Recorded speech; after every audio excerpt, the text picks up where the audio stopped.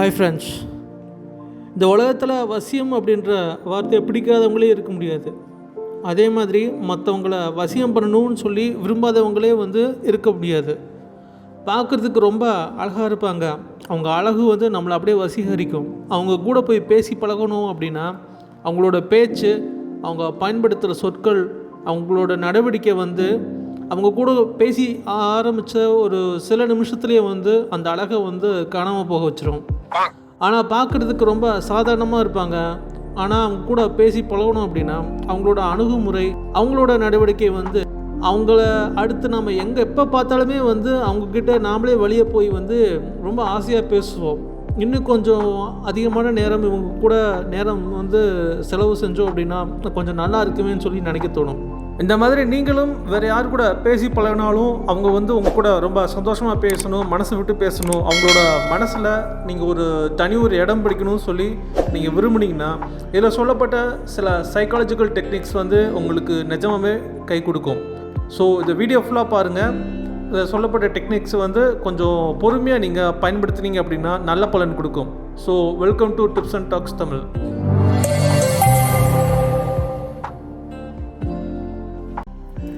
First technique mirroring technique.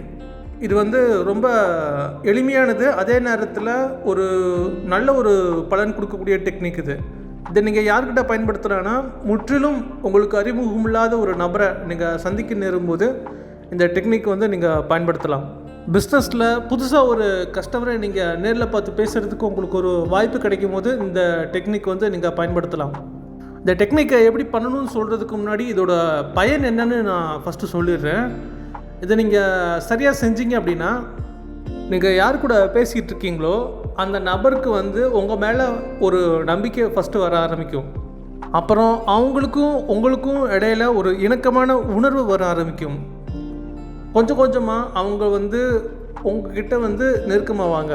நீங்கள் ரெண்டு பேர் பேசிக்கிட்டு இருக்கும்போது அவங்க என்ன நினைப்பாங்க அப்படின்னா, அவங்க பேசுகிறத நீங்கள் ஃபுல்லாக லிசன் பண்ணி கேட்குறீங்க. அவங்க எப்படி உணர்கிறாங்களோ, எந்த ஒரு உணர்வில் அவங்களோட குறைய சொல்கிறாங்களோ இல்லை அவங்களோட சந்தோஷமான விஷயத்தை உங்கள்கிட்ட பகிர்ந்துக்கிறாங்களோ அதுக்கு நீங்கள் மதிப்பு கொடுத்து அந்த உணர்வை நீங்கள் சரியாக புரிஞ்சுக்கிறீங்க அப்படின்ற ஒரு எண்ணம் அவங்க மனசில் ஃபஸ்ட்டு வரும். அதனால் அவங்களுக்கு உங்கள் மேலே மரியாதை வர ஆரம்பிக்கும். அந்த மரியாதை கொஞ்சம் கொஞ்சமாக உங்கள் மேலே ஒரு ஈர்ப்பை கொண்டு வரும். இந்த டெக்னிக் எப்படி பண்ணணும் அப்படின்னா, பேரில் மிரர் இருக்குல்ல, அது மிரர்ன்ற பேருக்கு தகுந்த மாதிரியே நீங்கள் பேசிக்கிட்டு இருக்கிற நபரோட சில செயல்பாடுகளை நீங்கள் அப்படியே திருப்பி பண்ணணும். அவங்க பண்ணுற எல்லாத்தையுமே நீங்கள் அப்படியே திருப்பி பண்ணிக்கிட்டு இருந்தீங்க அப்படின்னா அவங்க பார்க்கும்போது யார்ப்பா தம்பி ஜோக்கர் இது அப்படின்னு சொல்லி நினச்சிடுவாங்க. இந்த மிரரிங் டெக்னிக்கை தெரிஞ்சோ தெரியாமலோ சரியாக பண்ணுறது பெண்கள் தான். ரெண்டு பெண்கள் பேசிக்கிட்டு இருக்கும்போது நீங்கள் கூர்ந்து கவனிச்சிங்கன்னா ரெண்டு பெண்களுமே ஒரே நேரத்தில் சிரிப்பாங்க. ஒரு பெண் பேசிகிட்டு இருக்கும்போது ஒரு பெண் அது ஒரே வார்த்தையை திரும்பி சொல்லிகிட்டு இருப்பாங்க. ஆமாக்கா, இந்த மாதிரி ஒருத்தர் அவர் உங்களோட சந்தோஷத்தை வெளிப்படுத்துகிற மாதிரி கொஞ்சம் ஹை டோனாக பேசுவாங்க வாய்ஸில். அது கேட்குறவங்களும் அவங்களும் ஹை டோனாக பேசுவாங்க. அவங்களும் சந்தோஷமாக சிரிச்சுட்டு இவங்க எப்படி சிரிக்கிறாங்களோ அதே மாதிரி அவங்களும் சவுண்டாக சிரிச்சுட்டு அதே வாய்ஸ் டோன் மெயின்டைன் பண்ணுவாங்க. அவங்கக்கிட்ட பேசுகிறவங்க எந்த விதத்தில் பேசுகிறாங்க, அதாவது எந்த இடத்துல எப்படி நிறுத்தி அதுக்கப்புறம் எப்படி தொடர்ந்து பேசுகிறாங்கன்றதை பார்த்துட்டு நீங்களும் அதே மாதிரி அவங்கக்கிட்ட செய்யும்போது உங்களுக்கும் ஒரு கனெக்ஷன் ஏற்படும். அதுக்கடுத்து இந்த டெக்னிக்கில் இருக்கிற விஷயம் உங்ககிட்ட ஒருத்தவங்க பேசிக்கிட்டு இருக்கும்போது நீங்கள் இடையில குறுக்க பேசக்கூடாது. அவங்க பேசிக்கிட்டு இருக்கும்போது நீங்கள் அவங்க கண்ணை பார்த்துட்டு உங்கள் தலையை ஆமான்னு சொல்கிற மாதிரி ஜஸ்ட் கேஷுவலாக ஆமாவான்னு சொல்லி அவங்க சொல்கிற விஷயத்துக்கு நாம் அதை சப்போர்ட் பண்ணுற மாதிரி நம்ம தலையாட்டணும். இப்படி பண்ணும்போது நம்மக்கிட்ட பேசிக்கிட்டு இருக்கிறவங்களை சரி நம்ம பேசுகிறத இவங்க கவனிக்கிறாங்க, நம்ம பேசுகிறதுக்கு மதிப்பு கொடுத்து நம்மளை புரிஞ்சுக்கிறாங்கன்னு சொல்லி அவங்க நல்லா ஆர்வமாக அவங்க கூட பேசுவாங்க. இதில் அவாய்ட் பண்ண வேண்டிய விஷயம் என்னென்னா, நீங்கள் அவங்கள கிண்டல் பண்ணுற மாதிரி இதில் பேசிடக்கூடாது. அவங்க கோவப்படுத்துகிற மாதிரியான வார்த்தைகளை நீங்கள் யூஸ் பண்ணிடக்கூடாது. அப்புறம் உங்ககிட்ட கோபம் பேசுகிறவங்கக்கிட்ட இந்த டெக்னிக் ஒர்க் ஆகாது. இந்த டெக்னிக்கு எக்ஸாம்பிளுக்கு இந்த வீடியோ பார்த்தீங்கன்னா உங்களுக்கு தெளிவாக புரியும். Andy Anderson. Benjamin Barry. Cute. Thank you. I meant your name. 2 times. Unattached? Currently. Hi, man. James, nice to meet you. Matches excitement. I'm originally from Borough Park. Are you serious? Yeah.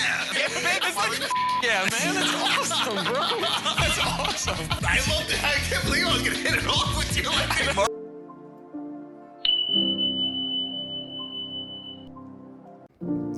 அதுக்கடுத்த technique வந்து reciprocity. அந்த reciprocity வார்த்தைக்கு தமிழில் அர்த்தம் வந்து பரஸ்பரம்னு அர்த்தம். நீங்களும் உங்கள் ஃப்ரெண்டும் பேசிக்கிட்டு இருக்கீங்க, அப்போ மூணாவதாக ஒரு நபர் வராரு. அது யாருன்னா உங்கள் ஃப்ரெண்டோட ஃப்ரெண்டு. ஸோ உங்ககிட்ட அவரை உங்களுக்கு அறிமுகப்படுத்தி வச்சுட்டு அதுக்கப்புறம் 3 பேரும் பேசிக்கிட்டு இருக்கீங்க. அப்புறம் வந்து வாங்க சும்மா அப்படியே போய் சாப்பிட்லான்னு சொல்லி போய் சாப்பிட்றீங்க. லஞ்ச் சாப்பிட்டு முடிச்சுட்டு உங்களுக்கும் உங்கள் ஃப்ரெண்டுக்கும் சேர்த்து உங்கள் ஃப்ரெண்டோட ஃப்ரெண்டே வந்து பே பண்ணுறாரு. அப்படின்னா உங்கள் மனசில் என்ன வரும்? சரி, நம்மளுக்கும் சேர்த்து பண்ணுறாரே, ஒரு நல்ல மனுஷராக இருப்பார் போல் அப்படின்னு சொல்லி ஒரு எண்ணம் வரும் தெரியுமா? அதுக்கடுத்து ஒரு நாள் யதார்த்தமாக உங்கள் ஃப்ரெண்டோட ஃப்ரெண்டை பார்க்குற மாதிரி ஒரு சூழ்நிலை வருது.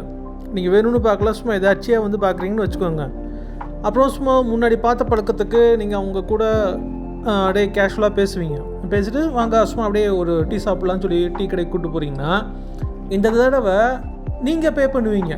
அவரே முன்னே வந்து பரவாயில்ல இருங்க நான் பே பண்ணுறேன்னு சொல்லி சொன்னால் கூட நீங்கள் என்ன பண்ணுவீங்கன்னா இல்லை வேணான்னு சொல்லிவிட்டு அவங்க வந்து இதுக்கு முன்னாடி உங்களுக்காக பணம் கொடுத்து பே பண்ணதை வந்து மனசில் வச்சுட்டு இந்த தடவை நாம் அவங்களுக்கு உதவி பண்ணுவோம் அப்படின்னு சொல்லி உங்கள் மனசு வந்து தன்னால் அவங்களுக்காக உதவி பண்ணுறதுக்கு முன் வரும். ஸோ இது பேர் தான் ரெசிப்ரோசிட்டி.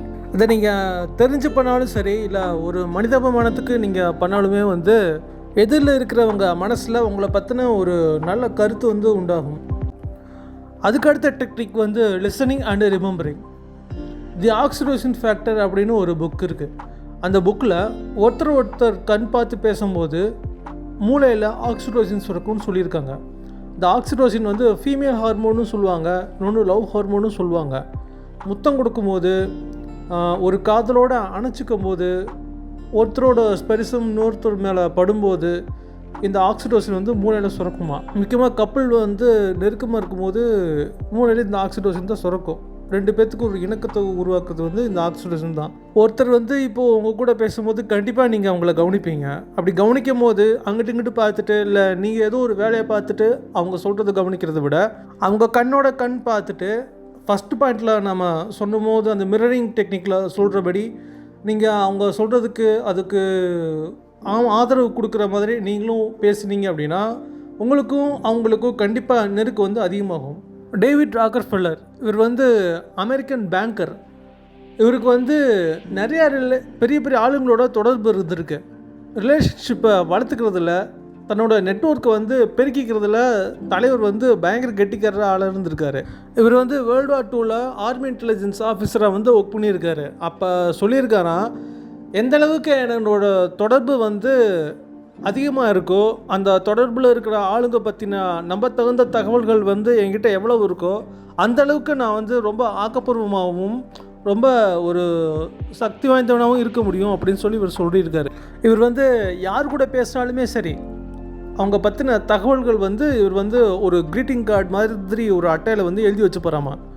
அதே மாதிரி எழுதி வச்சு இவர்கிட்ட ஒரு நிறையா ரோலோடெக்ஸே இருந்துச்சான். ரோலோடெக்ஸ் அப்படின்னா இந்த மாதிரி நிறையா அந்த க்ரீட்டிங் கார்டு அட்டையெல்லாம் வந்து ஃபைல் மாதிரி சேர்த்து வச்சுக்கிறது. இவர் உயிரோடு இருந்த வரைக்குமே வந்து அந்த ஃபைலை யாருமே தொட முடியல. அது நல்ல சரியான பராமரிப்போட பாதுகாப்போட அந்த ஃபைல் வந்து இருந்திருக்கு. அதுக்கப்புறம் இவர் 101வது வயசில் வந்து இவர் இறக்குறாரு. அதுக்கப்புறம் வால் ஸ்ட்ரீட் ஜேர்னல் வந்து அது என்ன தான் இருக்குதுன்னு சொல்லி பார்க்கலாமே அப்படின்னு சொல்லிட்டு இவரோட அந்த ஃபைலை வந்து செக் பண்ணி பார்க்கும்போது அதில் கிட்டத்தட்ட 1,00,000 நபர்களோட பேர் அப்புறம் அவங்க பற்றின குறிப்புகள் வந்து அந்த க்ரீட்டிங் கார்ட்ஸில் இருந்திருக்கு. இவரோட நெட்வொர்க்கிங்கை வளர்த்துக்கிறதுக்கான ஸ்ட்ராட்டஜி என்னென்னா, இவர் வந்து ஒருத்தர்கிட்ட போய் பேசும்போது அவங்க வந்து அவங்கள பற்றின தகவல்களை கேட்டுட்டு, அதாவது அப்படியே பேச்சுவாக்கில் அது கேட்டுட்டு அதை ஞாபகத்தில் வச்சுக்கிறதுக்காக இந்த மாதிரி க்ரீட்டிங் கார்டில் எழுதி வச்சுருக்காரு. நெக்ஸ்ட் டைம் எப்போயாவது அவங்கள பார்க்குறதுக்கான நேரம் கிடச்சிச்சு அப்படின்னா அவங்கள பார்த்து பேசும்போது இதுக்கு முன்னாடி அவங்கள பார்த்து பேசின அந்த தகவல்கள் இவர்கிட்ட இருக்குல்ல, அதை கரெக்டாக ஞாபகத்தில் வச்சு கேட்பாராமா. இப்படி கேட்கும்போது அவங்க மனசில் வந்து நம்மளை இவ்வளோ அக்கறையாக வந்து நம்ம இதுக்கு முன்னாடி சொன்னதை கவனித்து வச்சு நம்மக்கிட்ட இப்படி நல விசாரிக்கிறாரு. இந்த மாதிரி தான் பேசி பழகின நபர்களோட மனசை கவர்ந்துருக்காரு டேவிட் ராக்கர்ஃபெல்லர். எதுக்காகவே தனியாக ஒரு 2 அசிஸ்டண்ட் வச்சுட்டு போகிறாமா. இப்போ ஏதாவது ஒரு முக்கியமான ஃபங்க்ஷனுக்கு போகிறாரு அப்படின்னா அந்த ஃபங்க்ஷனில் யாராவது முக்கியமான ஆள்லாம் வந்திருக்காங்க அப்படின்னு சொல்லி அந்த அசிஸ்டன்ட்ஸ் வந்து அதை பார்த்து கவனித்து இவருக்கு வந்து சொல்லுவாங்க. அப்புறம் அவங்க பற்றின டீட்டெயில்ஸ்லாம் வந்து இவருக்கு எடுத்து சொல்லி இவர் போய் பேசும்போது நல்லா ஹாய் என்ன அப்படின்னு சொல்லி நல்லா விசாரிக்கிற மாதிரி விசாரித்து அந்த பழைய டீட்டெயில்ஸ்லாம் அன்றைக்கி அப்படி சொன்னீங்களே, இந்த பிஸ்னஸ் பண்ணிகிட்ருக்கீங்கன்னு சொன்னீங்களே, இப்போ மார்க்கெட்டில் வந்து நல்லா அந்த பிஸ்னஸ் போய்கிட்டு இருக்கு, உங்கள் பிஸ்னஸ் இப்போ எப்படி இருக்குது, இப்படி தோழமையாக பேசி அப்படியே நெட்வொர்க் வந்து வளர்த்துக்கிறது. இதே மாதிரி இன்னும் நிறையா இன்ட்ரெஸ்டிங்கான வீடியோஸ் பார்க்கணும் அப்படின்னா tips and tricks Tamil YouTube சேனலை சப்ஸ்கிரைப் பண்ணுங்கள். உங்களுக்கு இந்த வீடியோ பிடிச்சிருந்துச்சு அப்படின்னாலோ, உங்களுக்கு இந்த வீடியோவில் சொன்ன இன்ஃபர்மேஷன் வந்து யூஸ்ஃபுல்லாக இருந்துச்சு அப்படின்னாலோ லைக் பண்ணுங்கள், உங்கள் ஃப்ரெண்ட்ஸ்க்கும் ஷேர் பண்ணுங்கள்.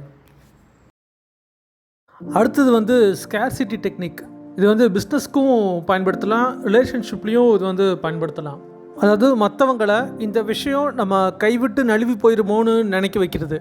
ரிலேஷன்ஷிப்பில் நீங்கள் உங்கள் பார்ட்னர்கிட்ட நல்லா அன்பாக பேசுகிறீங்க, உங்களோட அன்பை அப்படியே அள்ளி தெளிக்கிறீங்க.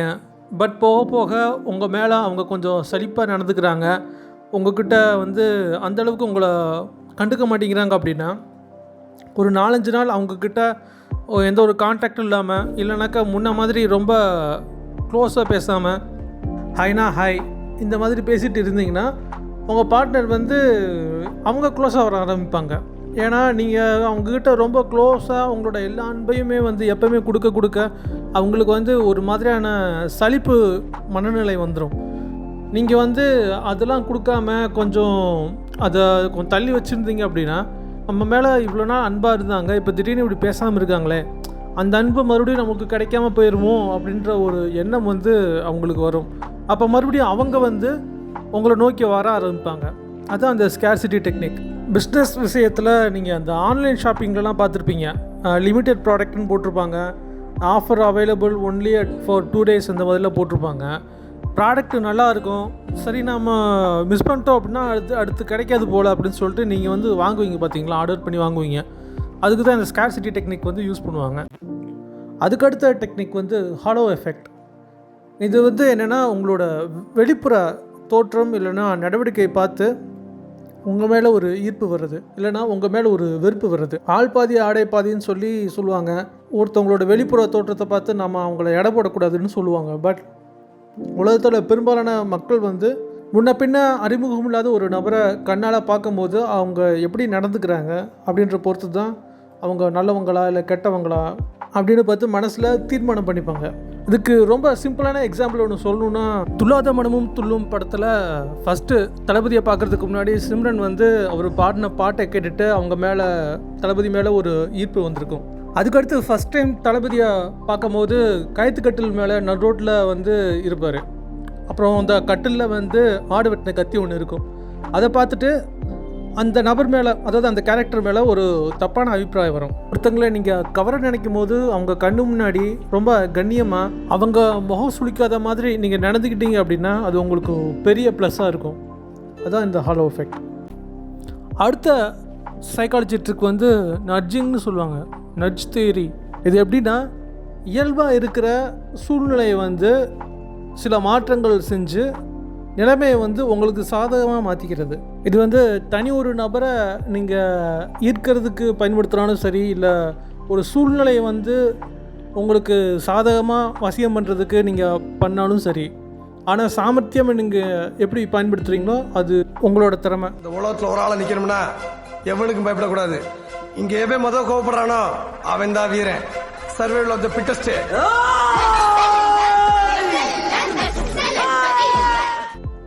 இது வந்து பெரும்பாலும் எங்கே பயன்படுத்துவாங்க அப்படின்னா பாலிடிக்ஸில் தான் பயன்படுத்துவாங்க.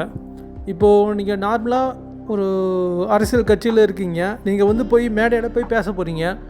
இதுக்கு முன்னாடி உங்களுக்கு எந்த விதமான மீட்டிங்லேயும் எதுவும் போய் பேசி எதுவும் பழக்கம் இல்லை. ஸோ நீங்கள் போய் பேசுகிறீங்க அப்படின்னா நார்மலாக போய் பேசும்போது நார்மலாக ஒரு பையனும் உங்களுக்கு கைத்தட்ட மாட்டான். ஆனால் அந்த நட்ஜ் தியரி படி நீங்கள் இயல்பாக இருக்கிற அந்த சூழ்நிலையை நீங்கள் மாற்றுறீங்க. எப்படின்னா, நீங்கள் போய் பேசுகிறதுக்கு முன்னாடி கூட்டத்தில் ஒரு 20 பேருக்கு ஒரு காசு பிரியாணிலாம் வாங்கி கொடுத்து அங்கங்கே நிற்க வச்சிடுறீங்க. கேப்பரா நான் கலைஞர் பேரன், என்ன வழக்கு வேணா போடு பாத்துக்கலாம். நீங்கள் ஒவ்வொருத்தரையும் பேசும்போதும் கொஞ்சம் கேப் விட்டு அந்த 20 பேரும் கை தட்டுவாங்க, விசில் அடிப்பாங்க. நான் இந்த கூட்டத்திலே இந்த விழாவிலே ஒன்றை மட்டும் மீண்டும் ஒரு வந்து இப்ப நான் என்ன உங்கள்கிட்ட சொல்றது, அதை பார்த்து மற்றவங்க எல்லாருமே கை தட்டுவாங்க, விசில் அடிப்பாங்க. இப்போ என்ன ஆகும் அப்படின்னா, நிஜமாக நீங்கள் போய் பேசினா யாரும் கைத்தட்டு இருக்க மாட்டாங்க. ஆனால் சூழ்நிலை நீங்கள் இப்படி மாற்றினதுனால எல்லாருமே கைத்தட்டி ஆரவாரம் பண்ணுறாங்க. அப்படியே உங்களை பற்றின பேச்சு வந்து பரவ ஆரம்பிக்குது. இப்போ அந்த பையன் பயங்கரமாக பேசுகிறான், இப்போ என்ன பண்ணாலும் மக்கள் அப்படியே கைத்தட்டி ரசிக்கிறாங்கன்னு சொல்லி உங்கள் பேச்சு மாறுது. பார்த்தீங்களா இந்த நட்ஜ் தியரி.